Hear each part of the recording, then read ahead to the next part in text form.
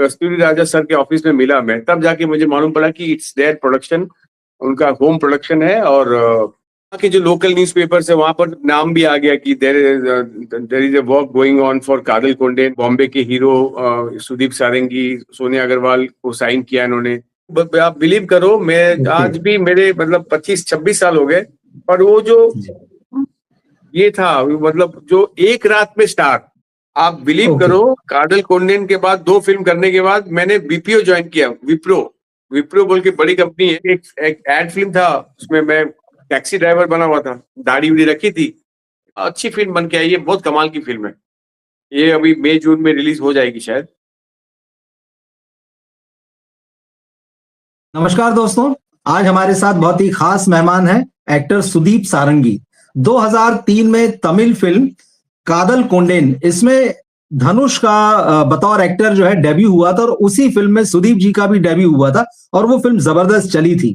और उसके बाद में सुदीप जी कुछ तमिल फिल्मों में नजर आए, हिंदी फिल्मों में भी दिखाई दिए, टेलीविजन पर भी उन्होंने काफी काम किया, मगर बीच में कुछ ऐसी परिस्थितियां होती गई कि उनको एक्टिंग कैरियर से ब्रेक लेना पड़ गया। मगर अब वो फिर से तमिल फिल्मों में भी वापसी कर रहे हैं और वेब सीरीज आ रही है अमेजन प्राइम पर, मटका किंग, जो विजय वर्मा है। लेकिन खास बात यह है कि नागराज मंजुले उस वेब सीरीज के डायरेक्टर हैं, क्रिएटर हैं। तो सुदीप जी उस वेब सीरीज में भी एक बहुत ही इंपॉर्टेंट रोल प्ले करते नजर आएंगे। सुदीप जी, आपका बहुत बहुत स्वागत है। नमस्कार। नमस्कार रवि जी, मैं बहुत बहुत धन्यवाद देना चाहूंगा आपको कि हम लोग किसी वजह से कनेक्ट हुए और आपने सुझाव दिया कि हम लोग क्यों ना ये ऑनलाइन पॉडकास्ट करें। तो इसके लिए शुक्रिया। और आपके माध्यम से मैं मतलब लोगों से रूबरू हो सकता हूँ और मेरी बातें जो नहीं, मुझे बहुत खुशी है कि आप एक बार फिर से बढ़िया कमबैक कर रहे हैं। साउथ में तो करेंगे ही और हिंदी में भी एक अच्छी वेब सीरीज के साथ में आपका कमबैक होने जा रहा है। लेकिन जैसा कि मैं आपका कैरियर का जो आपका ग्राफ है वो बड़े उतार चढ़ाव वाला है। एक तरफ आपकी शुरुआत जो है 2003 में होती है और अब 2026 आ चुका और धनुष के साथ आपने अपना कैरियर शुरू किया था। आप उस फिल्म में मेन विलेन थे, धनुष के अपोजिट। और उस इतनी बढ़िया शुरुआत के बाद जो है ऐसी क्या चीजें हुई, उसके बाद जरूर ये हुआ कि 2 एक फिल्में नहीं चली, लेकिन ये सामान्य है बहुत कि भाई ठीक है, कोई फिल्म नहीं चलती मगर फिर काम मिलता है, एक्टर वापस कमबैक करता है। लेकिन ऐसा क्या हो गया कि उसके बाद में आप जो है साउथ की फिल्मों से थोड़ा सा दूर हो गए, वहां आपको काम नहीं मिला, इधर फिर आप हिंदी में टेलीविजन में आए, कुछ फिल्में भी की। वो जो शुरुआत थी वो कैसी थी, उसके बारे में जरा बताइए। जी सर, मैं इसमें थोड़ा सा करेक्शन करना चाहूंगा कि कादल कोंडेन जो फिल्म है ये इसमें मेरा पॉजिटिव एक हीरो का कैरेक्टर है। मतलब अच्छा, हाँ, इसमें मतलब जो धनुष जो ही वाज द एंटागनिस्ट, हालांकि अच्छा, उल्टा था। हाँ, ही वाज द एंटागनिस्ट और मैं पॉजिटिव हीरो का रोल था मेरा। It's a triangle love story मतलब kind of triangle psycho thriller था ये। तो he was playing psycho and villain नहीं था, मैं उसमें विलन नहीं था पर हीरो था। और मैं अगर कहूँ कि कादल कोंडेन मेरे लिए मेरी मतलब मेरे करियर की शुरुआती दौर पे ये आई थिंक जब मैं थिएटर हाल में उस समय थिएटर ही कर रहा था। मैं भारतीय विद्या भवन से पास आउट हुआ था और कुछ एक्सपेरिमेंटल प्लेज वगैरह पृथ्वी में था मैं। तो बहुत ही यंग एज, मतलब आप बोलोगे 22-23 साल की उम्र थी मेरी और उस समय मुझे ये फिल्म ऑफर हुई थी। उस समय क्या सर, आपको पता है कि कोई डिजिटल मीडिया या सोशल मीडिया वगैरह था नहीं। तो उस समय मेरा फोटो सेशन जो हुआ था वो डब्बू रत्तानी सर ने किया था और तब के जाने माने, अब भी जाने माने हैं और तब भी जाने माने थे। तो वो फोटो सेशन करने के बाद मैंने क्या किया कि ये सारे इंडिया में, मतलब नॉट ओनली साउथ, वो चाहे वो कलकत्ता हो, हिंदी बंगाली फिल्म इंडस्ट्री हो, हिंदी फिल्म इंडस्ट्री हो, मॉडलिंग वर्ल्ड हो या तमिल हो, तेलुगु, हर जगह मैंने अपने फोटोज को या तो पोस्ट किया बाय कोरियर या मैं खुद जाकर, मतलब ऐसा भी हुआ है कि मैं यहाँ से चेन्नई फ्लाई किया था और एक ठीक। एक एक प्रोसीजर था ये इस तरह का, मतलब आप देख के भूल भी जाते थे कि चलो इतने लोगों को दिया, आप बॉम्बे में आके काम अपना थिएटर वगैरह में कर रहा था। तो 1 साल के बाद मुझे कॉल आया और कॉल एक मॉडल कोऑर्डिनेटर से आया जो वहाँ की बहुत नामी मतलब बहुत ही फेमस कोऑर्डिनेटर थी जो हैंडल करती थी फिल्म्स और तो उन्होंने कहा कि एक डायरेक्टर ने आपका फोटो शॉर्टलिस्ट किया है, वो बॉम्बे आ रहे हैं आपसे मिलने, आप नॉट ओनली आपसे मिलने, एक जो हीरोइन है इस फिल्म की उनको उसको भी शॉर्टलिस्ट किया है, तो आप दोनों बॉम्बे से बिलोंग करते हो तो दोनों से मिलके वो डिसाइड करेंगे कि क्या करना है। तब तक मुझे इसका प्लॉट कुछ नहीं पता था, मुझे ये भी नहीं पता था कि साउथ में क्या कैसे काम होता है क्या नहीं। सिर्फ मैं 22-23 साल का लड़का था, थिएटर कर रहा था उस समय।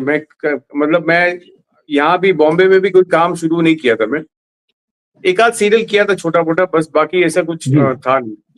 तो मैं अभी होटल नोवेटल हो गया, पहले हॉलिडे इन था वो, तो वहां जाके मैं सेल्वा राघवन जो डायरेक्टर है इस फिल्म के, सेल्वा राघवन और वहाँ हाँ डीओपी जो है अरविंद कृष्णा दोनों आए थे और मैं उनसे मुलाकात की। उन्होंने बुलाया, बाकायदा बिठाया, फिल्म का जो स्टोरी उन्होंने नरेशन दी और मेरे पॉइंट ऑफ व्यू से स्टोरी सुनाई कि ये फिल्म ऐसा है। उन्होंने तभी कुछ नहीं बताया कि it is being produced by उनके फादर कस्तूरी राजा और उनके छोटे भाई को लॉन्च कर रहे हैं, उन्होंने ऐसा कुछ रिवील नहीं किया। मुझे प्लॉट बहुत अच्छा लगा। मुझे हालांकि उस समय मैं बहुत इमेच्योर था कि ये सब जज करने का कि कौन सा सब्जेक्ट अच्छा है या बुरा है, पर मुझे फर्स्ट टाइम सुन के बड़ा इंटरेस्टिंग लगा कि यार हीरो है, हीरोइन है, गाने हैं और सेकंड हाफ कमाल का एडवेंचरस है। तो मैंने विदाउट सेइंग मतलब ना बोलने का सवाल ही नहीं था, मैंने उसको हाँ बोल दिया और मैंने शुरुआत की, फिल्म शूटिंग हमने शुरू की। वहां जाके मुझे मालूम पड़ा कि धनुष जब मैं धनुष के ऑफिस में जाके जब कस्तूरी राजा सर के ऑफिस में मिला मैं, तब जाके मुझे मालूम पड़ा कि इट्स देयर प्रोडक्शन, उनका होम प्रोडक्शन है और सेल्वा राघवन सर डायरेक्ट कर रहे हैं और धनुष और मैं और सोनिया अग्रवाल, ये प्लॉट हमारे बीच में से होगी, मतलब ये स्टोरी है। तो वहाँ के जो लोकल न्यूज़पेपर्स है वहां पर नाम भी आ गया कि there is a work going on for Kadhal Kondein. वहाँ बॉम्बे के हीरो सुदीप सारंगी, सोनिया अग्रवाल को साइन किया इन्होंने, तो एक इनिशियल न्यूज आ चुका था। तो हमने शुरुआत की शूटिंग, तो मुझे तो लैंग्वेज का ABCD भी नहीं पता था, पर एक चीज था कि कॉन्फिडेंस बहुत था। मतलब ये था कि क्राफ्ट तो मैं जानता था, एक्टिंग थिएटर से बिलोंग, तो क्राफ्ट मुझे पता था, इमोशंस को मैं समझता था। तो मैंने क्या किया तो उसमें क्या था, सेल्वा राघवन सर का बहुत ज्यादा इनपुट, इसमें बहुत ज्यादा मेहनत है मेरे लिए, नॉट ओनली मेरे लिए, सोनिया अग्रवाल के लिए भी, क्योंकि दोनों हम लोग बहुत ज्यादा वाकिफ नहीं थे इस लैंग्वेज से, बहुत ज्यादा लैंग्वेज में पकड़ नहीं थी हमारी। तो हम लोग ने उसमें हिंदी में लिखते थे डायलॉग्स, 2 घंटा 1 घंटा पहले चले जाते थे, तो एसोसिएट डायरेक्टर हुआ करते थे, वो हमको समझाते थे कि सीन का क्या महत्व है, ये सीन में क्या इंपॉर्टेंस है, इस वर्ड में क्या तो पूरा ABCD, मतलब एकदम स्टार्ट से हमने उसको मतलब कैरेक्टर को ग्राफ बनाया और बाकी चीजें तो सेल्वा सर करके दिखाते थे। सेल्वा राघवन सर हमको करके दिखाते थे, ये कैरेक्टर ऐसा है, वो इनैक्ट करके दिखाते थे, तो बहुत इजी हो गया। तो मेरे लिए तो ये मानना है कि मेरे लिए स्कूलिंग था वो सर, ऑन जॉब ट्रेनिंग बोलते हैं ना, ये मेरे लिए जितना मैंने थिएटर में सीखा था या तो वो फिल्म जो 6 महीने की शूटिंग मैंने की थी, 6 महीने 7 महीने हम लोग लगा था फिल्म शूटिंग, अब बहुत ही मतलब Selva Raghavan sir is a very hard task master, मतलब काम के उसमें वो ना भाई देखते हैं ना कोई रिलेशन देखते हैं ना कुछ, उनको काम चाहिए and he knows his job. वो टेक्निकली इतने साउंड, इतने मतलब स्ट्रांग थे कि उनको मतलब उनके सब्जेक्ट पे उनका पकड़, उनका राइटिंग में पकड़ उनको बहुत था उनमें। तो मैं बहुत कुछ सीखा मतलब ड्यूरिंग द शूटिंग। अच्छा, शूटिंग के समय हमको मालूम पड़ गया था, एक होता ना इंट्यूशन कि भाई ये फिल्म को कोई रोक ही नहीं सकता, अगर ये फिल्म हिट होनी है, क्योंकि करते समय एक आपको आभास हो जाता है कि ये फिल्म का जो सुर है, ये फिल्म का जो करते समय एक आपके रोंगटे मतलब एक गूज़ बम्स आना शुरू हो गया था। मतलब हम जब शूटिंग कर रहे थे, बाकी तो बाद में जब जी इसकी जो म्यूजिक आई या उसका पोस्ट प्रोडक्शन हुआ तो बाद में इनहेंस हुआ, पर जब हम कर रहे थे तब भी हमको वो सुनाई देता था कि ये फिल्म इस तरह से जा रही है और इस तरह से कैरेक्टर डेवलप हो रहा है, इस तरह से धनुष को इस तरह से धनुष को प्रेजेंट किया जा रहा है। तो सारा पैकेजिंग जो था ना, मतलब वो लोग को प्री प्लान उस समय। अच्छा, वो इंडस्ट्री को भी मालूम था कि ये जो फिल्म आने वाली है एक श्योर शॉट हिट है। जी कभी कभी हम ठीक है। सोचते हैं ना कि ये फिल्म का हम वेट करते हैं, अच्छा धुरंधर है या कहो ना प्यार है या कोई भी एग्जांपल दे रहा हूं मैं, तब हम पहले ही जी हमको एक इंट्यूशन हो जाता है कि ये फिल्म जब आएगी ना तो ये कहीं ना कहीं आपको ऑडियंस को क्लिक कर जाएगी, और यही हुआ सर। 6-7 महीना हमने शूटिंग की, 2002 में स्टार्ट की थी, अभी भी मुझे याद है जून में स्टार्ट किया था हमने, मई या जून में हमने 2002 में स्टार्ट किया था और 2003 जून को ये रिलीज हुई थी, जून। तो और एक रात की बात है सर, जो कहावत है ना कि जी एक रात में स्टार बन जाना, ये मैंने अपने आंखों से, ये मैंने सच में सर, मैं आपको आप बिलीव करो, मैं ओके आज भी मेरे मतलब 25-26 साल हो गए, पर वो जो ये था, मतलब जो एक रात में स्टार, मतलब आज एक दिन पहले हमको कोई नहीं जानता है, क्योंकि तभी ऐसा हम्म। सोशल मीडिया नहीं हुआ करता था कि पहले से ठीक है। न्यूज हो गया, पहले से मेरे फोटोज आ गए, ऐसा नहीं। फिल्म आ रही है, नाम आ रहा है, एक प्रोमो आ रहा है, एक ट्रेलर बज रहा है बहुत सन टीवी में, पर जब थिएटर में 500 लोग, अच्छा उस समय मल्टीप्लेक्स नहीं हुआ करता था, वहां पर तो मल्टीप्लेक्स जी 1 या 2 होगा, या मुझे भी तो आइडिया नहीं है। वहां 500,000 की स्क्रीन, मतलब एक सिंगल स्क्रीन में 500,000 लोग बैठते थे और सिक्के ठीक है। फेंकते थे। उनका एक चलन था, उनको कोई भी सीन या गाना पसंद आ गया तो वो लोग सिक्का फेंकेंगे, मतलब कॉइन्स। तो ये मेरे आंखों देखी है, मेरी फैमिली, जब मेरे वहां पर सिस्टर और उनके मेरे ब्रदर इन लॉ, उनकी वो लोग जाके ये वो विटनेस किया है कि क्या ओके मैजिकल मोमेंट था वो। तो मेरे लिए वही हुआ कि एक रात पहले हम कुछ नहीं थे, एक रात बाद नेक्स्ट डे हम लोग मतलब स्टार हो गए। ये तो शुरुआत थी। हाँ, ये शुरुआत थी, बहुत ही अच्छा जो हाँ स्टार्ट हुआ। तो अब इस मोमेंट में मेरा जो उम्र, मतलब उस समय जो ग्रैप्स करने का जो, मतलब इसको एक्सेप्ट करने का जो मैच्योरिटी था ना, आज मैं महसूस कर रहा हूँ, उस समय शायद नहीं था वो। मतलब इन द सेंस, ठीक है। आप 22-23 साल के लड़के को जब, हाँ अगर मैं फिल्मी बैकग्राउंड से भी नहीं हूँ कि मेरे फादर या ब्रदर जी बोलेंगे कि नहीं भाई ये फिल्म आई है इसके बाद तुमको इस तरह से करना है, वो नॉलेज भी हमारे घर में किसी को नहीं था। मैं I am the only one okay who is in the industry. तो गूज़बम्प्स, पेट में अपना बटरफ्लाईज, ये सब तो था ही, खुशी थी, हैप्पीनेस था, एंजाइटी था, मेंटल स्टेटस एक अलग सा हो गया था, मतलब भूख लगना, मतलब आपको क्या बताऊं कि मतलब वो एक, आपको ये मालूम हो रहा है कि आज इतने स्क्रीन में हम दिख रहे हैं और पब्लिक पागल हो रही है और मैं घर में बैठा हूँ ये। और कुछ कुछ स्क्रीन में जाके, मैं कुछ कुछ थिएटर में हम लोग जाते भी थे और पब्लिक के साथ बैठ के भी देखते थे, तो वो मैजिकल था मोमेंट, वो बहुत ही मैजिकल और बहुत ही, उसको मैं कैसे बयां करूं, मतलब वो मोमेंट शायद बहुत कम लोग, हालांकि जो एक्टर हैं, जो स्टार बने उन लोग को पता ही होगा। तो वो मैं 22-23 साल की उम्र में मुझे अनुभव हो गया था उस समय। पर उसका जो प्रोसेस है कि भाई इसको अब इनकैश कैसे किया जाए, या इसके बाद का जो प्रोसेस है, ये मैं बहुत ज्यादा, मतलब अवेयर नहीं था, या उस समय इतना नॉलेज भी नहीं थी मुझे कि मैं किस तरह से आगे प्रोग्रेस करूं आगे। मुझे सिर्फ इतना पता था कि एक मैनेजर, एक सेक्रेटरी पकड़ना है मुझे, जो कि लोगों ने बताया था कि एक तुमको सेक्रेटरी पकड़ना है, वो तुम्हें काम देगा, काम दिलाएगा और तुमको इस तरह से, और बाकी चीजें जो होमवर्क है, जो बाकी चीजें करना था, वो शायद मैं, मुझे पता नहीं था या नहीं कर पाया, पता नहीं। मैं वेट करता रहा कि भाई अभी मुझे फिल्में मिलेगी। अब मैंने सबसे बड़ा सेक्रेटरी, वहां का सबसे नोन जी सेक्रेटरी मेरा काम देखने लगे, जो कि चियान विक्रम, रघुवरन सर, नासिर सर और कितनों के वो लोग, मीरा जैस्मीन, सबका काम देखते थे। वो सेक्रेटरी मेरा काम देखना शुरू किया।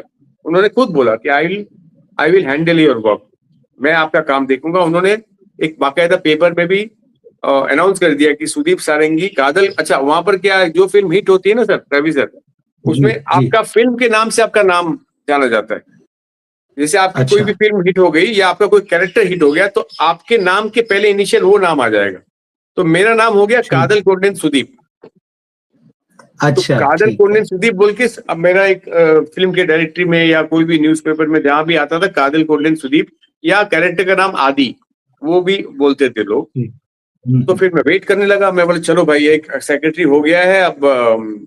अच्छा उस समय क्या था, नॉर्थ एंड साउथ का कनेक्शन इतना नहीं था कि भाई अगर मेरी फिल्म वहां हिट हुई है तो यहाँ से आपको कॉल आ जाएगा या यहाँ से आपका इंटरव्यू हो जाएगा, वो भी नहीं था।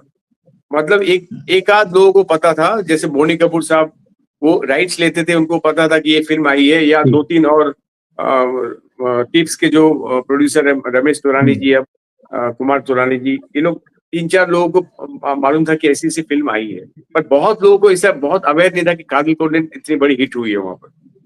हिट तो हो गई, बहुत बड़ी हिट हुई, मतलब वहां का मतलब उस समय 2003 का सबसे बड़ी हिट आप बोल सकते हो। और हम लोग सब लोग एक आइकॉनिक स्टार हो गए कि भाई ये यंग स्टार, मतलब यंग, तीनों हम लोग सब यंग थे, बहुत बहुत यंग थे हम लोग, पूरा टीम यंग थी। तो हम लोग, मैं वेट करने लगा। अच्छा धनुष का तो एक फैमिली बैकग्राउंड था, वो he was a very talented, वो प्रिपेयर होके आया था, तो उसको तो फिल्में मिली, सोनिया अग्रवाल को भी मिली, मुझे भी फिल्में ऑफर हो रही थी। अच्छा मेरा नंबर उस समय क्या होता था, मोबाइल आपका बॉम्बे का नंबर है, आप चेन्नई का नंबर नहीं था, लोगों को पता ही नहीं था कि मैं चेन्नई में हूँ या बॉम्बे में हूँ, लोग डायरेक्ट कांटेक्ट नहीं कर पा रहे थे, वाया वाया मेरे इसके थ्रू कर रहे थे, मतलब तो मेरे पास फिल्टर होके आ रही है, कैसे आ रही मुझे एग्जैक्टली पता नहीं चला। तो टाइम चलता गया, मतलब रिलीज होने के अच्छा फिल्म चली 6 महीने तक एक थिएटर में, तो मेरे फिल्म चल रही है, वहां फिल्म चल रही है, यहाँ पर बाकी सारी चीज हो रही है, और मैं वेट कर रहा हूँ कि मुझे एक ऑफर मिलेगी और मैं फिल्म करना शुरू करूंगा। तो ऐसे करते करते मैं 3-4 महीने वहां रुका, फिर मैं बॉम्बे आ गया, अपने घर आ गया। तो तब मुझे मेरे मैनेजर साहब ने बोला, सुदीप सर देखिए आप बॉम्बे गए और आपको फिल्म का ऑफर आ गया। मैं बड़ा ताज्जुब हुआ, बोले इतने 4 महीने में चेन्नई मेरा आपने एक भी मीटिंग नहीं कराई अभी तक। तो मैं अभी बड़ा सरप्राइज हुआ कि आप मुझे अभी एक फिल्म ऑफर दे रहे हो। बोले हाँ, एक ऐसे प्रोड्यूसर है जो नॉर्वे से आए हैं और वो एक सब्जेक्ट बनाना चाहते हैं, वैसे ऐसा है, और मैंने टोकन मनी भी ले लिया है। अच्छा उस समय में मुझे क्या करना चाहिए था कि मुझे पहले स्टोरी पूछना चाहिए था, मुझे पहले प्रोड्यूसर पूछना, उनकी क्रेडिबिलिटी पूछनी चाहिए थी, कैसे कौन डायरेक्टर है, उनका क्या काम है, ये बात इस तरह से होना चाहिए कि भाई मुझे स्टोरी बताओ, ये कैसे रिलीज करेंगे, कितना इसका प्रोडक्शन वैल्यू है, वो सब चीज का मुझे नॉलेज नहीं था। मैंने सोचा कि फिल्म आई है 6 महीने के बाद, चलो साइन करो, और वही सबसे मेरी जहां तक मुझे लगा कि मेरी गलती है कि मैंने फिल्म उसको एब्रप्टली साइन कर लिया, और मैं चले गया वहां पर साउथ में, फिर से मुझे बुलाया गया, वहां पर फिल्म शूटिंग स्टार्ट हो गया। वो फिल्म करते करते एक और फिल्म साइन करा दिया उन्होंने। तो कादल कोंडेन के बाद मैंने 2 फिल्म 7 महीने के अंदर, 8 महीने के अंदर साइन कर दी मैंने, ये ना जान के कि मैं क्या फिल्म कर रहा हूँ, क्या सब्जेक्ट है। देखिए जो भी फिल्म बनाते हैं उनके लिए वो सब्जेक्ट स्पेशल होता है, मैं उनके लिए उस पर कोई मैं अपना राय नहीं दे रहा हूँ, या पर कितना यूनिवर्सल बाइबल है, मतलब कितना वो आपको वो सब्जेक्ट आपके लिए सूटेबल है, या आपको करना चाहिए या नहीं करना चाहिए, या वो आप जो काम कर रहे हो वो कितने थिएटर में रिलीज होगी, जैसे कादल कोंडेन। तो जी जैसा कि हुआ कि वो फिल्म दोनों नहीं चली। अब हुआ यूं कि जितने भी कादल कोंडेन के टाइम में जितने भी जर्नलिस्ट थे, आप मानोगे नहीं, चाहे वो हिंदू के हो, चाहे वो सिनेमा एक्सप्रेस को हो, इंडियन एक्सप्रेस को हो, टाइम्स ऑफ इंडिया के हो, सब मुझे जानते थे, और देवर वेरी देवर, मतलब उन्होंने बोला कि एक ऐसा लड़का जो तमिल नहीं जानता है, वो आके यहाँ पर कादल कोंडेन से अपना फैन फॉलोइंग को ये किया, दैट्स मतलब एक, हम लोग को उसके बारे में अच्छा लिखना चाहिए। उन्होंने बहुत अच्छा लिखा कादल कोंडेन के टाइम में, एक प्रॉमिसिंग एक्टर अराइव्स इन चेन्नई इन तमिल इंडस्ट्री, ये मेरा अभी तक वो वर्ड मुझे याद है, एक प्रॉमिसिंग लैड ऐसे करके आया था। तो जब सेकंड फिल्म की स्क्रीनिंग हुई तो सबको मतलब वो थी कि भाई ये फिल्म तो देखनी है, सुदीप की फिल्म आ रही है। अब उस समय मामला ऐसा हुआ कि वो फिल्म, जैसा कि वो film up to the mark कहीं से भी नहीं होगा, मतलब लोगों को उतना पसंद नहीं आई। तो स्क्रीनिंग के समय मुझे 2-3 जर्नलिस्ट का, तभी मोबाइल हुआ करता, 2003-4 की बात है, ये 4 की बात है शायद, हाँ 4। तो बोला सुदीप देखो आपका काम तो बढ़िया है, पर ये काम कोई देखेगा नहीं, और ये काम का कोई लेवल ऐसा नहीं है कि ये काम आप मैं इसमें क्या लिखूं, मतलब ये मतलब अप टू द मार्क नहीं है। और ये बहुत बड़ी जर्नलिस्ट की बात कर रहा हूँ मैं अब उस समय, जी मतलब तभी नंबर 1 जर्नलिस्ट थी वो। तो मैं बहुत ही मतलब शांत सुनता रहा उनको, बोला कि मैम आपने मुझे इतना ऑनेस्टली बोला, और ये मैं इसके लिए थैंक यू, क्योंकि मैं सच में मैं आप जो बोल रहे हो मैं इसको महसूस कर रहा हूँ कि मैंने हो सकता है I have taken a wrong decision of choosing this kind of films. आज मैं भी आपके साथ फिल्म देख रहा था, तो मुझे तो वहां से क्या हुआ कि अभी वो मैं मैनेजर को दोष नहीं दे सकता हूँ, मेरे सेक्रेटरी को, उन्होंने फिल्म दिलाई थी जो भी। हाँ, हालांकि बातचीत होती थी कि भाई इस तरह की फिल्म नहीं करना मुझे, तो वो मुझे होप दे के रखे थे कि नहीं नहीं नहीं आप डोंट वरी, हम लोग करेंगे, एक बड़ी फिल्म करेंगे, एक बड़े प्रोडक्शन के साथ करेंगे, आपका अभी भी बहुत यहाँ पर नाम है, ऐसा है। तो सर ऐसा हुआ कि वो 2004 से 5 तक के बीच में अभी कोई फिल्में आई नहीं, और फिर मुझे वापस आना पड़ा। और तब तक मेरा मेंटल स्टेटस या आप पकड़ो एक ह्यूमन बीइंग, अब मैं उस ऐसे दौर से जा रहा था कि आप सोचो, आप उसको आप महसूस करो कि ऐसे दौर से जा रहा था कि पब्लिक के परसेप्शन में मैं बहुत बड़ा स्टार हूँ। पब्लिक के आई में, ये नॉर्मल पब्लिक के आई में मैं बहुत बड़ा स्टार हूँ एक फिल्म से। वो दूसरी फिल्म तो लोगों ने देखी ही नहीं है, तो उतना वो लोग को पता ही नहीं है ऑडियंस को। और मैं अपना पर्सनली मतलब मैं जो हूँ वहां कहीं आगे नहीं बढ़ा हूं, मैं वहीं पर वहीं हूँ। ना एक्टर का ग्रोथ हुआ है, ना फाइनेंशियली कोई ग्रोथ हुआ, नहीं मुझे बहुत जन ने कोई बड़ा ऑफर दे दिया कि मैं, क्या होता है ना, एक्टर जब आगे बढ़ता है तो उसके पीछे 10 लोग पीछे होते हैं जो इनविजिबल होते हैं, जिसके फेसेस नहीं होते। आपको पता ही होगा, जो पीआर स्किल करते हैं, जो उनका जर्नलिस्ट होते हैं, जो उनको जो कभी उनका मेकअप देखते हैं, जो उनका इमेज मैनेजमेंट करते हैं, जो उनका फूड एंड उसका वार्डरोब देखते हैं, सारी चीजें होती है, वो 10 लोग उनका काम करते हैं। एक्टर तभी एक आगे बढ़ता है। मैं अकेला ही था। अब मैं तो मिडिल क्लास फैमिली का हूँ, यहाँ आके तो मुझे काम तो करना है। तो दो चीज हो गई, वो कॉन्ट्रेडिक्ट किया मेरा स्क्रीन इमेज, मतलब वो सोशल स्टेटस जो था हीरो का, और जो रियल लाइफ में, वो दोनों चीज। तो इसमें मुझे बहुत प्रॉब्लम हुआ, मतलब मेंटली मैं बहुत, मतलब मैं बहुत ही इसमें था, मतलब आप डिप्रेशन बोल सकते हो, या डिप्रेशन तो बहुत ज्यादा हो गया, पर मैं बहुत ही फ्रस्ट्रेटेड रहने लगा। फिर 2005 में मैंने डिसाइड किया कि नहीं, इंडस्ट्री नहीं करना है, मतलब मुझे करना ही नहीं काम। मैं ना हिंदी में करना है, ना तमिल में करना है, क्योंकि तब तक मैं बहुत बार मैं गुहार लगा चुका है, मुझे काम दो काम दो, वहां भी कर चुका था, यहाँ भी पूछ चुका था। अब फेस एक था, हीरो वाला फेस था, तो उस समय आप जितने सोचते हो सोच के आप अपने आप को मेंटली, मतलब मैं बहुत ज्यादा इसमें नहीं था, नॉट ए गुड साउंड, मतलब अच्छे इसमें हेल्थ इसमें नहीं था मैं। तो फिर मैंने छोड़ दिया। आपकी ये जो स्टोरी वो ये बताती है कि मतलब अगर इंडस्ट्री में आपको कोई गाइड करने वाला ना हो, अगर आप इंडस्ट्री की फैमिली से ना हो, जिसको बैकग्राउंड नहीं पता हो, जिसे ये ना पता हो कि सक्सेस मिलने के बाद में चीजों को अगर अपनी नहीं तो आसपास की चीजों को कैसे हैंडल किया जाए, तो वो जो है पूरा मुझे लगता है आपको उसका नुकसान उठाना पड़ा। और जैसा कि आपने कहा कि फिर एक और जो दौर आया जिसमें आप बहुत प्रेशर में रहे मेंटली, और खुद आपके पास जैसे आपने कहा मिडिल क्लास फैमिली से हूं, तो ये जो आपने फिर तय कर लिया कि मुझे एक्टिंग ही नहीं करनी है। हाँ। अब ये जो बात है, हाँ, इसके आगे हम आएंगे, लेकिन इससे पहले मैं ये जानना चाहता हूँ कि जो वेब सीरीज आपकी रिलीज हो रही है, इसमें आपका क्या रोल है? इसमें आपको दर्शक कैसे देखेंगे? क्या कर रहे हैं आप इसमें? देखिए सर, ये मटका किंग इज ए ह्यूज, मतलब बहुत बड़ी वेब सीरीज है, मतलब इन ये स्टोरी जो है ना, ये अपने आप में बहुत बड़ी कहानी है। और जब मुझे ये बहुत, मतलब इसका जो सिलेक्शन प्रोसेस था मेरा, ये बहुत ही जल्दी में हुआ है। मतलब मेरा कोई बहुत ज्यादा मैंने सीरीज ऑफ ऑडिशन बहुत कुछ नहीं किया इसमें। नागराज सर का देखो, क्या नागराज सर का जो माइंड है ना, वो जब एक चीज देखते हैं एक एक्टर को अपने फ्रेम में, उनको आइडिया हो जाता है कि एक्टर का कैपेबिलिटी क्या है।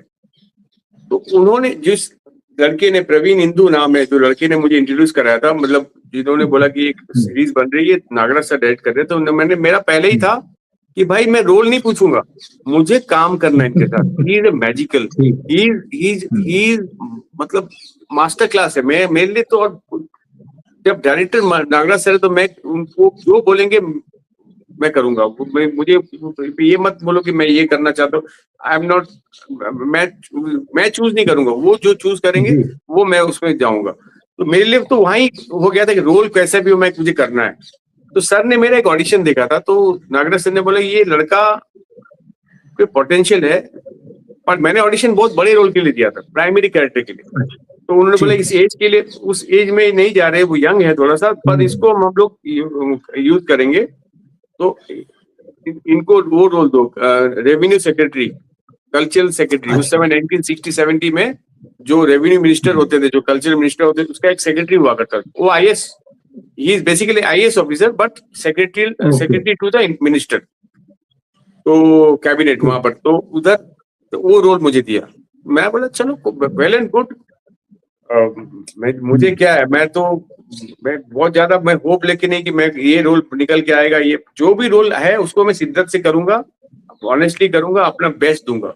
अब वो मैंने किया। तो ये सीरीज तो बहुत बड़ी है। सीरीज का कहानी जो है वो आपको एक आदमी जो है ब्रिज भट्टी, जो उसके पॉइंट ऑफ व्यू से आपको कहानी देखने को मिलेगी।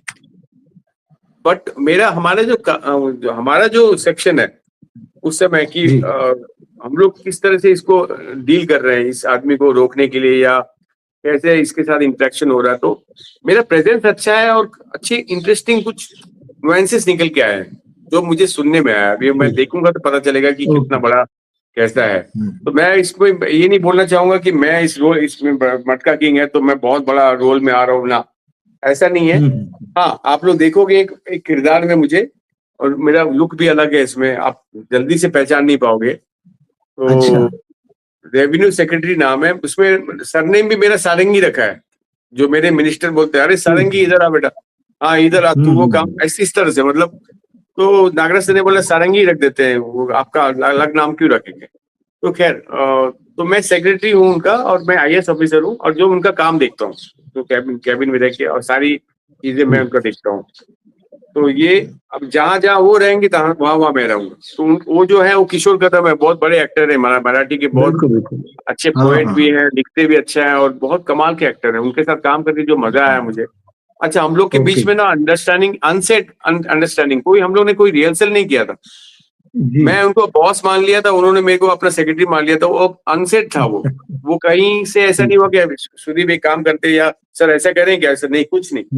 वो हम लोग ने अनसेट, हम लोग की अंडरस्टैंडिंग ऐसा हो गई थी कि बने हम उसको ऐसे ही करेंगे, चलो हाँ। और बहुत अच्छा निकल के आया। अभी कितना वो एडिट के बाद रहेगा नहीं रहेगा मुझे पता नहीं है, मतलब प्रेजेंस तो बहुत अच्छा है, सीन्स भी अच्छे हुए हैं। तो हाँ ये कल कल स्ट्रीम हो रही है सर, अमेजोन प्राइम में। हाँ ये कल स्ट्रीम हो रही है। मैं अपने दर्शकों से कहूंगा कि उसको जरूर देखें और सुदीप जी का भी काम देखें उसमें। इसके अलावा जैसे आपने जो शुरुआती दौर बताया, आपकी 2 हिंदी फिल्में भी देखने मिलती हैं। एक तो जी गुड्डू सर। की गन और दूसरी आपकी 2 हाँ हिंदी फिल्में भी मिलती हैं आपकी फिल्मोग्राफी में। एक हाँ गुड्डू की गन और मिसिंग, हाँ और बदकिस्मती कहिए या जो भी, दोनों ही फिल्में नहीं चली। हाँ, है ना? दोनों ही क्योंकि फिल्मों से ही आपको पहचान मिलती है। Correct sir. लेकिन साउथ में इतनी बड़ी फिल्में हिट होने के बाद भी आपने, ठीक है उस समय सोशल मीडिया नहीं था और इस तरह से दोनों इंडस्ट्रीज के बीच में भी वैसे कनेक्शन नहीं थे, सिवाय इसके कि यहाँ के प्रोड्यूसर जाके वहां से रीमेक राइट्स खरीद लाते थे। जी, वहां इतनी बड़ी सफलता मिलने के बाद में आपने बॉलीवुड में किस तरह से अपने आप को क्या इंट्रोड्यूस करने की कोशिश की, क्या किया? मतलब यहाँ भी आपके लिए स्ट्रगल का ही फेस एक बड़ी सक्सेस देखने के बाद शुरू हो गया।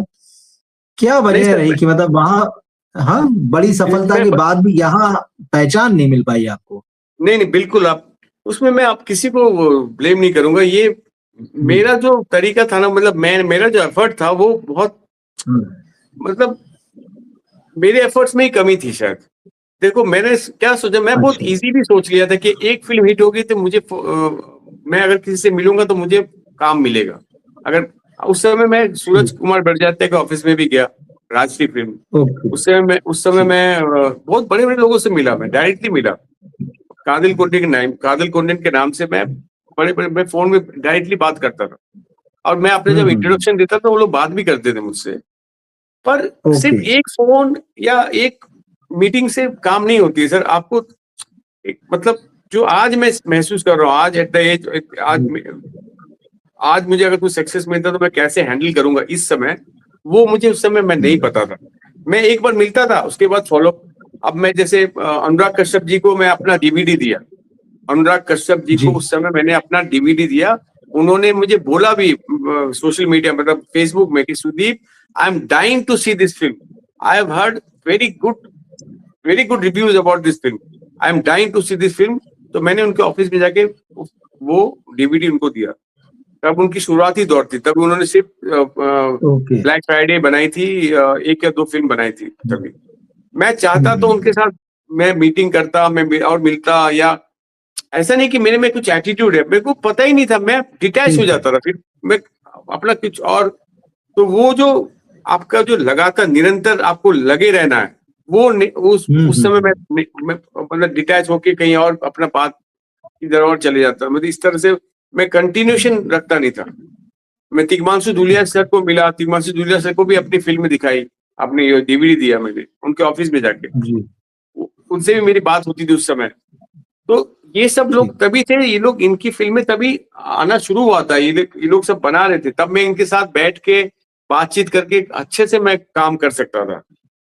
पता नहीं क्या था कि वो देखो ना सर, कभी कभी क्या होता है, एज भी एक फैक्टर होता है। मैं अपने आप को ब्लेम कर रहा हूँ उसमें, ऐसा नहीं कि कोई किसी का दुश्मन है, कोई किसी का सबोटाइज कर दिया, नहीं, ऐसा कोई नहीं कर सकता। हाँ, एक मैं चीज मानता हूँ कि जो हेल्प जो गाइडेंस मुझे चाहिए उस समय चाहिए था, अगर मुझे नहीं पता ये सब चीज, अगर मुझे वहां के लोग या दो लोग मुझे ये समझ के बोलते कि भाई सुदीप तेरे में टैलेंट है, हम लोग थोड़ा मेहनत करते तेरे लिए, तू सिर्फ ये कर, ये मत कर। यहाँ पर जरूरी है सर कि क्या नहीं करना, क्या करना इज नॉट इम्पोर्टेंट, क्या नहीं करना इज मोर इम्पोर्टेंट देन क्या करना। आपको वही चीज आपको डिसाइड कराती है आपके इसमें। अगर मैं 2 फिल्म नहीं करता और मैं वेट करके तब तक मैं कोई अच्छी फिल्म के साथ शुरुआत करता, सेकेंड फिल्म, तो मेरा करियर कहीं और जाता हो सकता है। तो खैर वो सारी चीज हो गई। तो ये मैं मानता हूँ कि कहीं ना कहीं मेरा मैच्योरिश, मतलब मैं इतना मैच्योर नहीं था, या उस समय इतना मैं सोच नहीं थी, मैं बहुत ज्यादा वो नहीं कर पाया। पर एक ही चीज मेरे में था, ऑनेस्टी थी, लगन था, ऑनेस्टी थी, और बहुत ही अपने क्राफ्ट के प्रति मैं काम कभी नहीं छोड़ा। मेरा जो ग्रोथ है ना सर, मैं निरंतर काम करते गया, मैं उस पर कभी वो नहीं किया, मैं उस पर बहुत शिद्दत से अपना क्राफ्ट को पॉलिश किया तभी से। तो आप मेरे देखो कि जब मेरे, हाँ सर जी, इसमें एक चीज मुझे बताइए, आपने कहा जैसे आप मुंबई में थे और मुंबई से चेन्नई गए थे, आपकी फैमिली क्या शुरू से मुंबई में ही रही है? आपकी फैमिली का जो बैकग्राउंड है, क्या किसी तरह से आपने सिनेमा से भले ही नहीं है, क्या वो आर्ट एंड थिएटर से जुड़े हुए लोग हैं आपकी फैमिली में? एक तो ये बताइए, और दूसरा वो जो सक्सेस थी और उसके बाद का जो फेज था, इसमें फैमिली के साथ आपके किस तरह के संबंध रहे, या उनका क्या रिएक्शन था इन चीजों को लेकर, सक्सेस से लेके जो बाद में जो फेज आया उसको लेकर? मेरी फैमिली इस लाइन में, मतलब कोई मेरी फैमिली, मेरे फादर जो थे वो गवर्नमेंट एम्प्लॉय थे।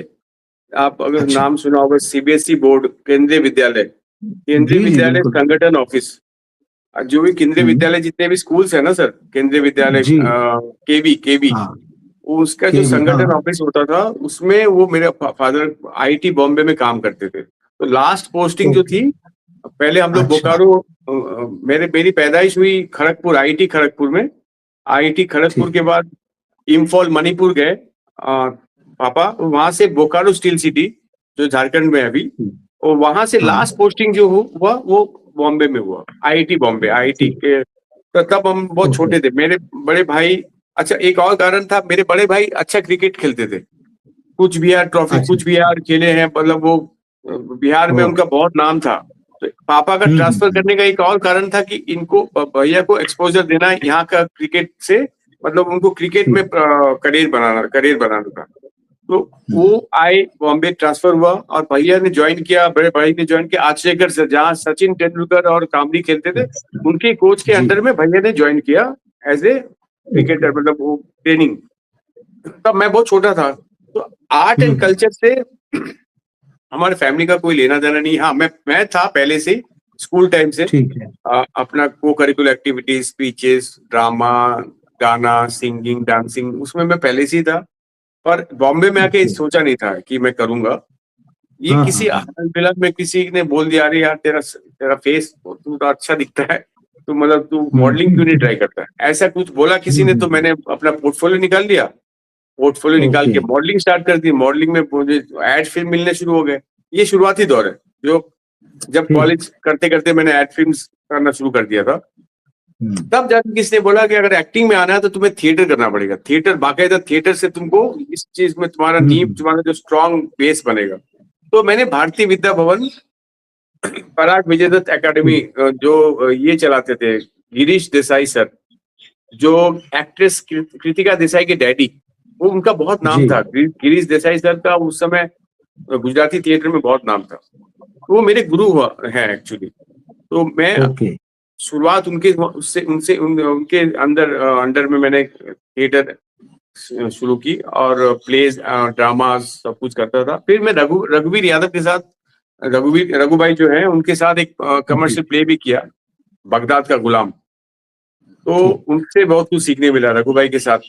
एनएसडी के वो जाने माने, और अभी तो काम तो बहुत अच्छा कर रहे हैं, तो उनके साथ भी मैंने काम किया। और पृथ्वी में जाके one act plays, experimental plays, वो सब करता था। तो ये मेरा था सारा चीज। ओके। तो मेरे घर में, हाँ, दूसरी बात की जब मेरे फेलियर हाँ, हुआ, सक्सेस के समय देखो सबको खुशी हुई, फिल्म हिट हो गई, बिल्कुल, सबने थिएटर में जाके देखा, तो एक आनंद, मतलब उनको तो एक प्राउड एक होता है ना कि भाई यार एक क्या बात है हमारी फैमिली से। बिल्कुल। पर जब डाउनफॉल हुआ तो उनको मालूम पड़ रहा है कि मेरे भाई, मतलब ब्रदर की पॉइंट ऑफ व्यू से बोलो, कि मेरा छोटा भाई को अभी डाउनफॉल, मतलब उनका उसका हालत थोड़ा ठीक नहीं है। वो पब्लिक एडुलेशन, मतलब वो आदत लग चुकी है, अभी वो नॉर्मल लाइफ जीना चाहता है पर नहीं जी पा रहा है। मतलब वो चाहता है कि जाके बाहर, पर अब यहाँ के लोग भी पहचानते थे, यहाँ के तमिल भी पहचानते थे मुझे, ऐसा भी हुआ है। अच्छा, तो हाँ, हाँ। वो लोग कुछ नहीं, थोड़ा बहुत बोलते थे कि यार तू नॉर्मल रहे, ऐसा कुछ नहीं, आज है कल ये हो जाए, ऐसे बहुत ज्यादा मुझे वो उतना उस चीज को इम्पोर्टेंस नहीं देते थे कि भाई इस पे डिस्कशन करो, कि तू ऐसा कर, हुँ, और प्रेशर नहीं देते थे। उनको लगा कि ये फेज है, ये निकल जाएगा, अगर नहीं निकलेगा तो कुछ और हमारे साथ बिजनेस कर लेगा या कुछ नौकरी कर लेगा। हुँ, और वो हालांकि मैंने किया भी सर। आप बिलीव ओके। करो, काजल कोंडेन के बाद 2 फिल्म करने के बाद मैंने बीपीओ ज्वाइन किया, विप्रो। विप्रो बोल के बड़ी कंपनी है आईटी जी, जी। हाँ, हाँ। हीरानंदानी में। मैं 6 महीना सर विप्रो में काम किया। बीपीओ में? हाँ, विप्रो में, विप्रो कंपनी में तो डेल बि टेक्निकल सपोर्ट बोल के एक डेल जी। टेक्निकल सपोर्ट बोल के एक यूनिट होता था वो। हुँ, पीपीओ मतलब कॉल सेंटर टाइप था। वहां मैंने बिल्कुल, हाँ। जाके ज्वाइन किया जब मैं इंडस्ट्री छोड़ चुका था। तब मैंने पापा को बोला ओके। था कि मैं, पापा मुझे काम करना है, मैं ये इंडस्ट्री हमारे, मतलब मेरे लिए नहीं है। हुँ, मैं, हुँ।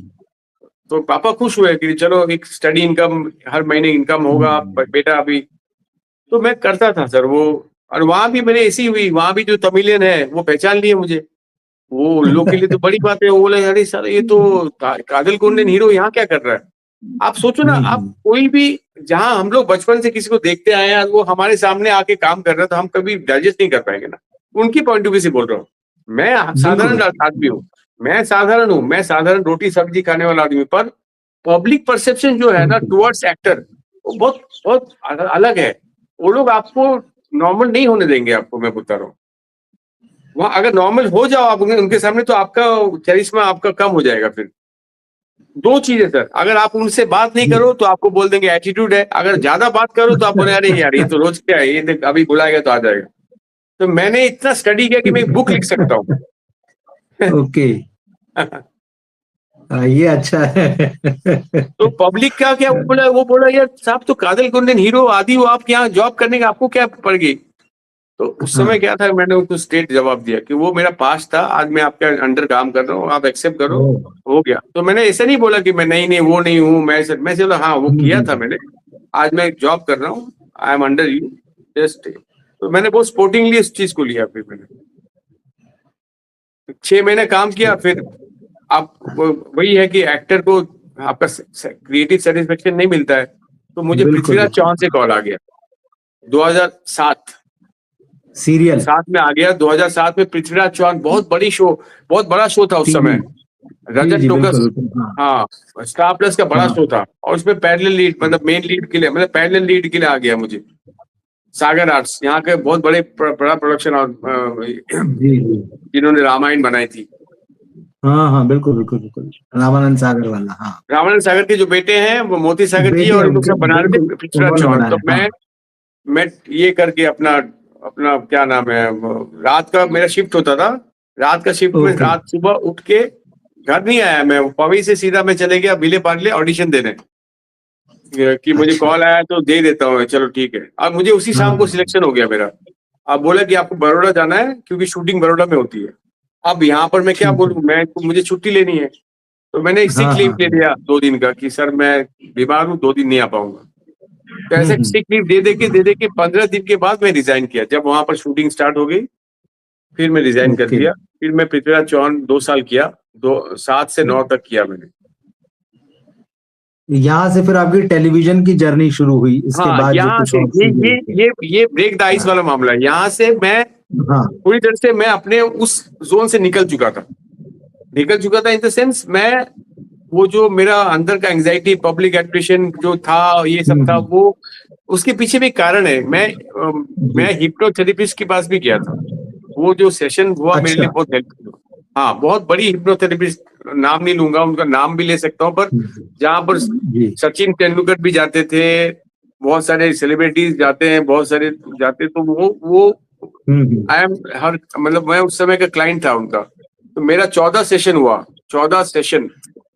और आप ओके। बिलीव नहीं करोगे, उसका सेशन के बाद मैं एक ऐसा नॉर्मल इंसान हो गया और मैं जॉब वॉब सबके लिए रेडी हो गया। फिर मैं वो जब जो हैंगअप्स था सब निकल गया। मैं जॉब भी जी, किया, जी। लोगों से हैंडल भी किया, लोगों से बात भी की, सारी चीज हुई। वो फिर ठीक। जाके फिर मैं पृथ्वीराज चौहान किया। पृथ्वीराज चौहान के बाद नाम वाम सब उसमें भी हुआ मेरा बहुत।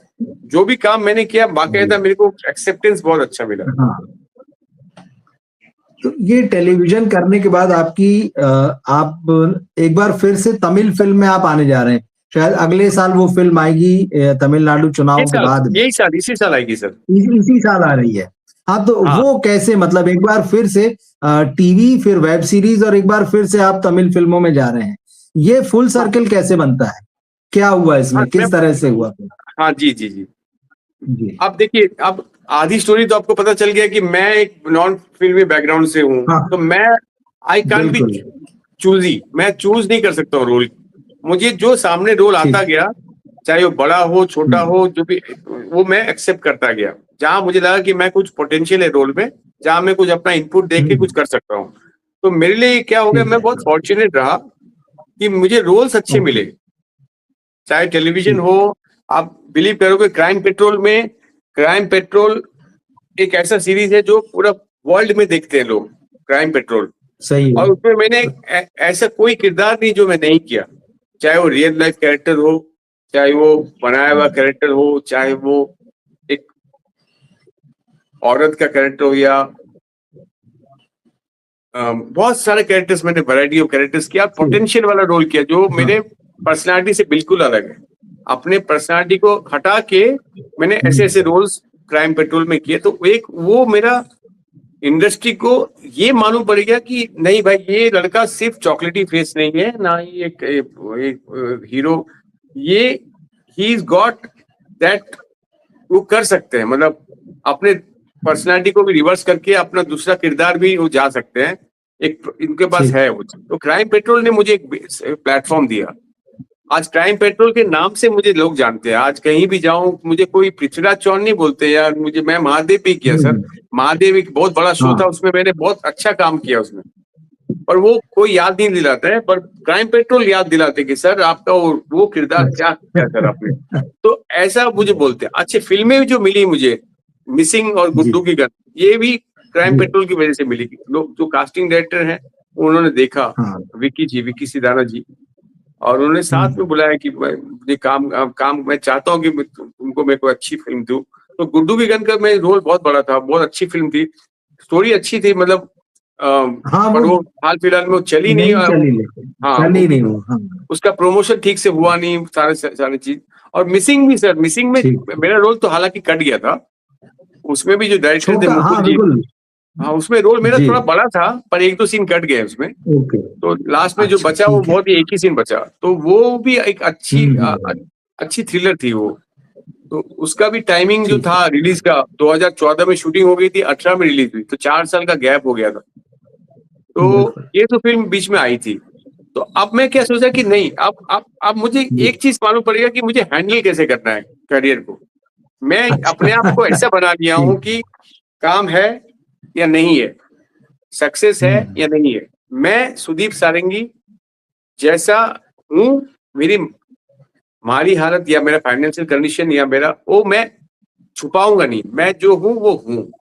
मैं वो पोशाक एक मास्क पहन के नहीं जाऊंगा बाहर। क्या होता है ना कि आदमी बिल्कुल। बहुत लगता है कि यार मैं वो चीज पब्लिक को मालूम पड़ेगा तो क्या इंप्रेशन होगा, ये डर रहता है। एक्टर लोगों को बहुत ज्यादा लगता है कि मैं अपना इमेज को ना ऐसा करूंगा। मैं उस चीज से निकल चुका हूँ। हम्म। वो मेरा पहला स्कूलिंग, वो जो मेरा था ना, वो जो क्रैश कोर्स, वो ठीक। मुझे इतना हाँ। अलग बना दिया। आज मैं बस स्टॉप में भी खड़ा होता हूँ, आज मैं जाके वड़ा पाव भी खाता हूँ, मुझे कोई शर्म नहीं, मैं बहुत इंजॉय करता हूँ। और लोग बोलते भी हैं, अगर बोलते भी है ना तो मैं हंस के टाल देता हूँ, अरे भाई है ना भाई, तेरे जैसा तू जैसा वैसे मैं हूँ। इन द सेंस वो लोग ये भी बहुत चौंकते हैं कि ये बंदा क्यों बस स्टॉप में खड़ा है, इसको क्या कमी है, इसके पास कार नहीं है क्या, या इसके पास ये नहीं है क्या, क्या जरूरत है। ऐसा हुआ है सर, अभी हाल फिलहाल 6 महीने पहले एक ऑटो वाला आके बोलता है कि सर थाना स्टेशन, जी। नहीं जाना है। तो पीछे 2 लोग हम्म। बैठे थे, बोलता है ये एक्टर देखो बस के लिए वेट करके चले गया बोल के। अब वो बोल के अपना चले गया, वो ठीक। उसको ताज्जुब हुआ, जो भी हुआ, मुझे क्या फर्क पड़ता, वो तो मुझे खिला नहीं रहा है। बोला हाँ, उसको क्या एक्सप्लेनेशन करूं मैं कि मैं सही चाहे है। तो मैं पहले सोचता था कि पब्लिक क्या सोचेगी, पब्लिक मेरा इमेज क्या लेगी, मैं बस में जाऊंगा तो लोग मुझे देखेंगे ना। अब नहीं, अब क्योंकि जीना मुझे है, मैं क्योंकि लोग मुझे, क्योंकि मुझे जीना है, मेरा मेंटल स्टेट, मेरा माइंड को मुझे ठीक रखना है। लोग आके तुमको कुछ नहीं करेंगे, लोग तो अपना बोल देंगे। तो आज मेरी जो भी हालत है, चाहे मैं काम है या नहीं है, जी। या जिस तरह से मेरा करियर जा रहा है, अगर आप मेरी फिल्म हिट भी हो जाती है, अगर कादिर कौन जैसा भी अगर आ जाता है, तो भी मैं ट्राई करूंगा नॉर्मल रहने का। नॉर्मल इन द सेंस, बिल्कुल। जो मेरा अपब्रिंगिंग है, जहां से मेरा रूट्स है, वही रूट्स को मैं हम्म। ये फॉलो करूंगा। क्योंकि इस एक लाइन जो है ना, ये हम लोग नॉन फिल्मी बैकग्राउंड के लिए बहुत खतरनाक है। मैं बोलता हूँ क्यों इसका खतरनाक, तो निगेटिव टर्म में नहीं बोल रहा हूँ, क्योंकि जी। इसको मेंटेन करने के लिए इसका बैक काम बहुत ज्यादा रहता है। आपका फ्रंट काम से ज्यादा हाँ बैक ठीक। काम रहता है, वो बहुत ज्यादा रहता बिल्कुल। है, वो बहुत प्रेशर ओरिएंटेड रहता है। तो वो अगर हुआ तो अच्छी बात है, नहीं हुआ तो हम लोग नॉर्मल रह के अपना सब तरीके से अपना काम करते रहो। लोगों का आशीर्वाद लो, बड़े का आशीर्वाद लो, अच्छा व्यवहार रखो। हाँ, लोग कोई बदतमीजी कर रहा है उसके साथ तुम अपना ये करो, पर जो लोग जैसे भी बात करना चाहते हैं, या कोई मेरे को सोशल मीडिया में कनेक्ट करता है, मैं बात करता हूँ उनसे। और वो पूछते बोलते भी यार सर आप कैसे, कितना डाउन टू अर्थ हो। What is down to earth यार, ये मेरा नेचर है, मैं कोई थोड़े ना इसमें एक्टिंग कर रहा हूँ। ये मेरा नेचर है। तुम मुझसे बात कर रहे हो, मैं तुम्हें बात कर रहा हूँ, उसमें क्या तुम मेरे को बड़ा सोच रहे हो, तुम देखते हो 70 mm में या टीवी में, पर मैं तो at the end of the day मेरे पापा का ही बेटा हूँ ना। मैं तो एक किसी का बेटा ठीक। हूँ, किसी का भाई हूँ, किसी का ही हूँ। तो नॉर्मल जैसे तुम्हारा घर है वैसे मेरा घर है। तो ये बताने बताने में, अच्छा लोगों को ये भी है कि सर आप शूटिंग में नहीं गए। अच्छा, लोगों को ये भी नहीं पता कि उनको लगता है कि डेली शूटिंग होती है। रोज बिल्कुल। ये जो आपका तमिल फिल्म में कमबैक हो रहा है, ये कौन सी फिल्म है? आ, ये क्या ये है फिल्म का उसमें नाम है आपका दशा रोल? और मखन। ये सर एक ब्लेसिंग इन जी। डिस्गाइज मेरे लिए सर, रवि जी मैं बताऊं, हाँ। मेरे लिए जी। गॉड का ना मतलब ऑलमाइटी, अगर ऊपर कोई सुपर पावर है या सुप्रीम पावर, उनका बड़ा हाथ रहा है। हम्म। मतलब हर मोड़ में अच्छा। उन्होंने कहीं ना कहीं ऐसा मिराकल कुछ किया है जो मेरे सोच से परे है। मतलब ये फिल्म भी हाथ में आना, मतलब एक तरह से देखो, जब फिल्म मिलती है तो या तो काजल कोंडन के 3 महीने बाद मिलेगी, 6 महीने के बाद, 1 साल या 2 साल के बाद, या मैक्स टू मैक्स 3 साल के बाद। अब काजल हम्म। कोंडन का दौर गुजर गया है। अब बिल्कुल। सारे फिल्म मेकर जो थे सारे चेंज हो गए, सोशल मीडिया आ गया, यूट्यूब आ गया है। उसके बीच में अ, विजय सेतुपति सर स्टार हो गए। जब लॉन्च हुआ था, बिल्कुल। विजय सेतुपति सर वहां पर थे नहीं तभी एक्टिंग में, तभी हम्म। तभी वो दुबई में रहा करते थे। मतलब वो तो मेरे बाद में आए बहुत, वो स्टार हो गए, वो ठीक। बड़े स्टार हो गए। मैं कुछ नहीं, 15 साल गया, 20 साल गया, 2023 में क्या हुआ, जी। अब मैं तो होप छोड़ दिया था, बल्कि भाई मुझे फिल्म तो वहां मिलेगी नहीं। तो ओके। मैंने एक एड फिल्म था, उसमें मैं टैक्सी ड्राइवर बना हुआ था, दाढ़ी उड़ी रखी थी, थोड़ा सा ठीक। टोन डाउन था, और ऐसे फोटो निकाल दिया कि भाई आओ मेरे टैक्सी में घूमने चले, ऐसा करके कुछ लिख दिया, मैंने इंस्टा में डाल दिया। तो वहां का कोई इन्फ्लुएंसर या बहुत बड़ा ब्लॉगर है, बहुत नामी गिरामी, उसने उस फोटो को उठा साउथ के से। वायरल कर दिया।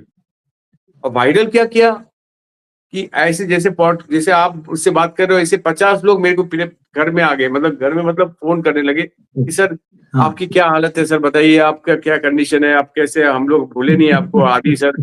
फिर उसका एक सीरीज ऑफ मेरा इंटरव्यूज चला, मेरे पेपर्स में, न्यूज़पेपर्स में नाम आए, मैं वायरल हो गया, वहां के लोग बोलने लगे sir you are in news sir. हालांकि वो चीज हो गई, ठीक है, फिर भी मैंने सोचा नहीं कि फिल्म, हाँ मुझे लोग पूछने लगे कि क्यों नहीं हो आप तमिल फिल्म में, हम तो चाहते हैं, ऑडियंस तो आपको चाहती है, आदि को इतना प्यार दिया, आप क्यों नहीं हो। तो मैं बोला मैं क्यों नहीं हूँ, ये सवाल में ही जवाब है, मतलब क्यों नहीं हूँ, इसलिए क्योंकि मैं नहीं हूँ, क्योंकि मुझे फिल्में नहीं मिली इसलिए मैं नहीं हूँ। अगर मैं फिल्में मिलती तो मैं बॉम्बे में तो काम कर ही रहा था ना, और मेरा कर्म भूमि है, वहां पर मैंने शुरुआत की है, वहां तो तमिल भाषा मुझे आती भी है थोड़ी बहुत, और नेटिविटी अच्छा। मिल भी गया, लोगों ने एक्सेप्ट किया, तो मैं क्यों नहीं करूंगा, मुझे ऑफर मिलेगा। तो मैंने उस समय बोला कि I am open for Tamil films even now, because I love to, I because वो जो काजल कोंडन ने मुझे जो दिया वो जिंदगी में मैं कोई नहीं दे सकता है उस वक्त। तो अचानक से फिर मुझे ऑफर्स मिलना शुरू हो गया, तो उसमें से एक ऑफर ये भी था, ये रसामकन, उन अच्छा। कॉल आया वहां से कि एक ऐसी फिल्म आ रही है, उसमें हम लोग आपको एज ए एंटागनिस्ट सोच रहे हैं। मैं बोला, मैं फिर ओके। कोई पूछा ही नहीं स्टोरी, एक बार खाली एक नरेशन, एक वन लाइन पूछा क्या स्टोरी है, फिर मैंने वो फिल्म करके मुझे बड़ा अच्छा, वो आप सोचो एक एक्टर जो उस समय का सक्सेस देखा है, मतलब वो जी। सक्सेस देख चुका, ही इज ए हीरो, आज उस दूसरे एक्टर के साथ काम कर रहे जो अभी का हीरो है और वो अभी सक्सेसफुल है, Harish Kalyan. He is a very good actor and Hari. Very good person, okay. आज वो हाँ। हार्टथ्रॉब है। आज जितने भी हाँ। न्यू कमर्स है उन सब दे लव हिम, बिकॉज उनकी 2-3 फिल्म, पार्किंग और 1-2 फिल्म, बहुत सारी, उसका ट्रैक हाँ। रिकॉर्ड बहुत अच्छा है। उसके साथ मैं काम कर रहा हूँ, तो मेरे लिए नॉस्टैल्जिक फीलिंग थी कि 2003 एंड 2024 ये, और इंडस्ट्री कुछ चेंज नहीं हुआ, change in the sense public का प्यार सेम था मेरे प्रति, वो अभी भी जितने लोग थे जो मिले मुझे, सब लोग बोले कि सर थोड़ा सा मैच्योरिटी फेस में आइए, बाकी तो आप वही हो सर।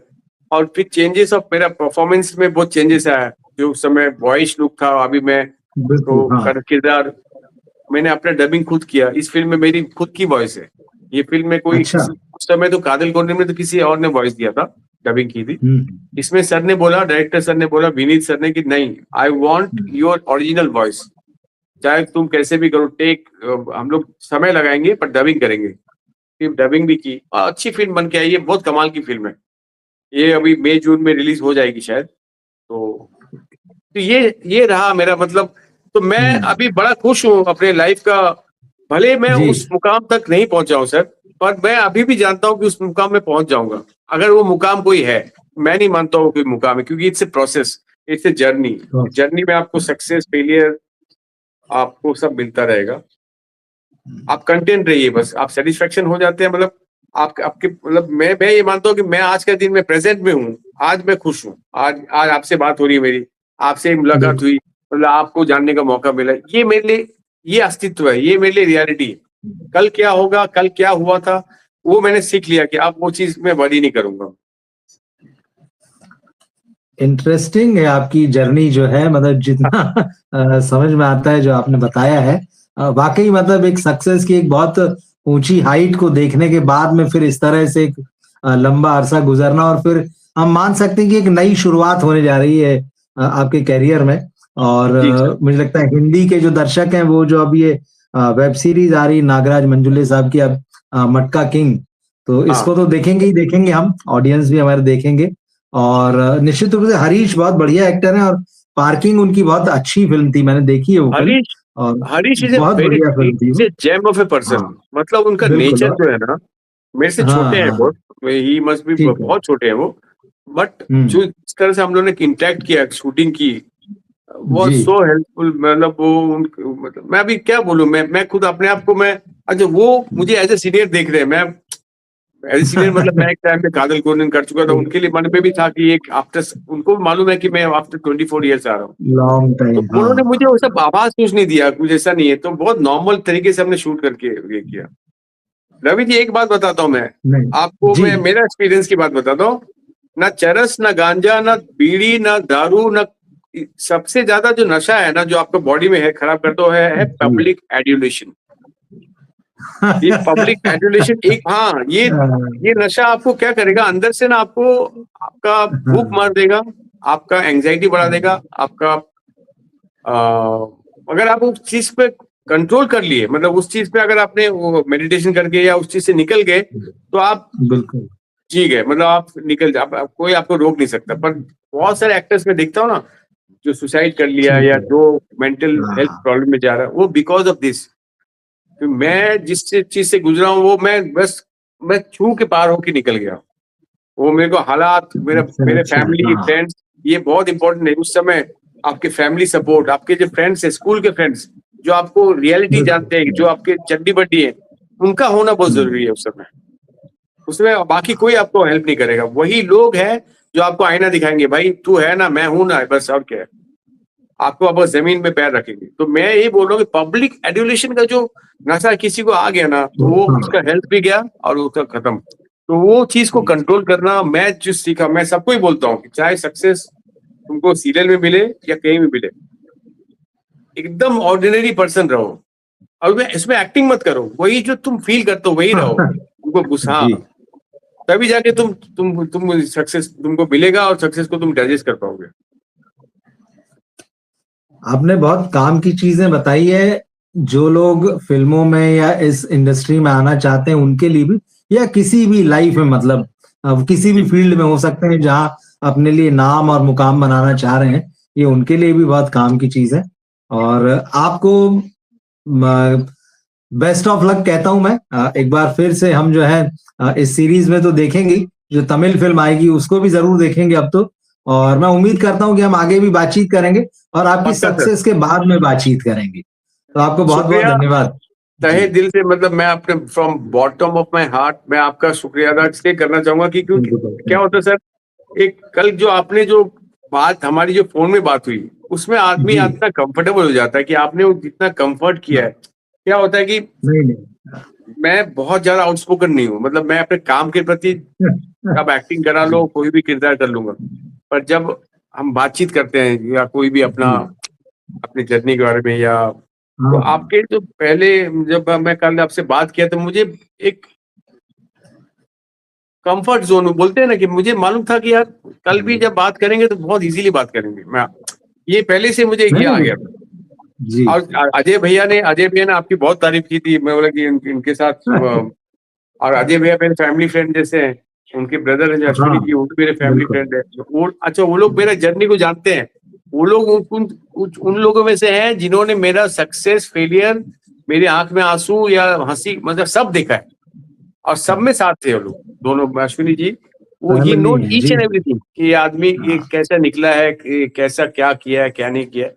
मतलब वो तो राइटर है, अश्विनी जी जो है उनके जो ब्रदर हैं वो, जी अजय जी भी राइटर हैं, वो लिखते हैं, पर अश्विनी जी भी राइटर हैं इंडस्ट्री में। तो they know me in and out, मेरे फैमिली को भी जानते हैं वो। तो जब आपका नाम बोला तो मैं जरूर, मैं उनसे कनेक्ट करना चाहूंगा, नहीं क्योंकि नहीं मैं बिल्कुल नॉट ओनली, मुझे तो ये वाला नहीं पता था कि आप करोगे, मैं सोचा था कि आप कभी मटका किंग देखो तो नहीं आपको नहीं अगर वो फील तो हुआ तो आप करेंगे, वो सोचो। तो मटका देख, हाँ अब तो देखेंगे और मैं ऑडियंस से भी कहूंगा देख। वैसे मैं आपको बताऊं, इसके ट्रेलर का मैंने रिव्यू किया था और बहुत हाँ, दिनों बाद मैंने कहा था कि भाई कोई ट्रेलर देखने के बाद कोई वेब सीरीज या फिल्म देखने की इच्छा हो रही है। तो जी ये सर, सचमुच है, मेरे चैनल पे वो, हाँ बिल्कुल मैंने डाला वो ट्रेलर। एक अच्छा, तो मतलब कास्ट भी, सब्जेक्ट भी, और वो दिखाई देता है कि बना क्या है, ट्रेलर में कमाल, समझ में विजय आता है कि विजय किस वर्मा तरह ने से। कमाल काम किया तो है। बिल्कुल बिल्कुल, तो वो वो अपना पूरा, दोनों वजहें थी, सब्जेक्ट भी था, विजय वर्मा भी थे, नागराज मंजुले भी थे, हाँ, और जो निकल के आ रही हैं चीजें उसमें तो लग रहा है कि ये कोई बहुत अच्छी चीज आने वाली है। जी सर, जी फिर जी, आपसे भी बात हुई है तो ये और स्पेशल है। और बिल्कुल हाँ, आपको मैं थोड़ा सा बहुत रोल पे बहुत आऊंगा, पर शुभकामनाएं आपको इसके लिए। जितना भी जी, समय आऊंगा आपको अच्छा लगेगा, मतलब मुझे ऐसा लग रहा नहीं नहीं, बिल्कुल है। बिल्कुल, हम मैं वही कह रहा हूँ कि आपकी सक्सेस के बाद भी हम बात करेंगे, इस वेब सीरीज के बाद भी, और जो फिल्म आएगी उसके बाद भी, तो आप फिर से बिल्कुल, जमें और मैं आपको अपडेट जी, करूंगा मेरी फिल्म का जो भी जरूर, रिव्यू है, हाँ, मेरी फिल्म का जब भी मैं आपको पूरा इसमें रखूंगा, लूप में रखूंगा सर। हम बात करेंगे, और बिल्कुल बात करेंगे। आप, मैं तो चाहूंगा कि मेरी शुरुआत अभी करियर में जो भी चढ़ाव, जो भी अभी जितने भी स्टेप्स आएंगे, उसमें यू जी, शुड बी अवेयर कि आप कुछ लिखते रहो, कि मतलब चाहूंगा कि एक नहीं होता ना, नहीं, बिल्कुल, एक आप अच्छा जर्नलिज्म काम और कीजिए, एक्टर का बिल्कुल एक बिल्कुल, साथ हाँ, होता है। आप ठीक मतलब ठीक, वो जर्नी को समझना और उसके बाद में उसके बारे में लिखना एक बहुत बिल्कुल, कमाल का एक फीलिंग होता है। नहीं जरूर आपसे मुलाकात भी होगी और आपकी जर्नी पर अब नजर भी रहेगी। और बढ़िया है, हम इस फिल्म को पहले तो ये देखते हैं मटका किंग, और उसके बाद फिल्म देखते हैं, और जी आपसे सर। बात होती रहेगी इन चीजों के जी बारे सर। में भी। तो आपको बहुत थैंक बहुत यू। धन्यवाद, नमस्कार। Thank you so much sir. Thank you so much. Thank you.